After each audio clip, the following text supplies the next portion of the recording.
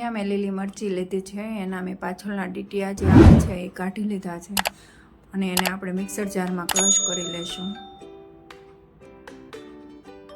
જે આપણે 1 મહિના લગી સ્ટોર કરી શકીએ છીએ. અને આપણે એમાં લીંબુ સિવાય કોઈ જ વસ્તુ નહીં નાખીએ. ઘણા લોકો નમક પણ નાખે છે, હું અહીંયા કંઈ જ એડ નથી કરતી, તો પણ મારું 15 દિવસ આવીને આવી જ રહે, પેસ્ટ ને કલર રહે છે.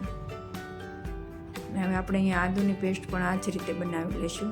તેમાં આપણે લીંબુ સિવાય કોઈ પણ વસ્તુ એડ નહીં કરીએ.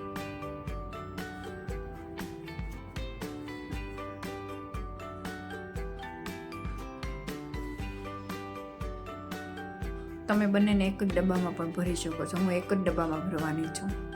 એની પેસ્ટ પણ આપણે આ રીતે બનાવી લઈશું, એકદમ સ્મૂથ. હવે અહીંયા મેં એક સાઈડ મરચાંની પેસ્ટ લીધી છે અને એક સાઈડ આદુની પેસ્ટ લીધી છે. એક જ ડબ્બામાં 2 ફ્રોઝન મેં કરેલી છે.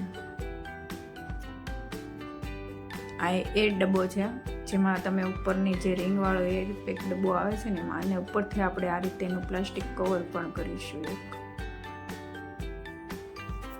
હવે આને આપણે ફ્રીઝરમાં પણ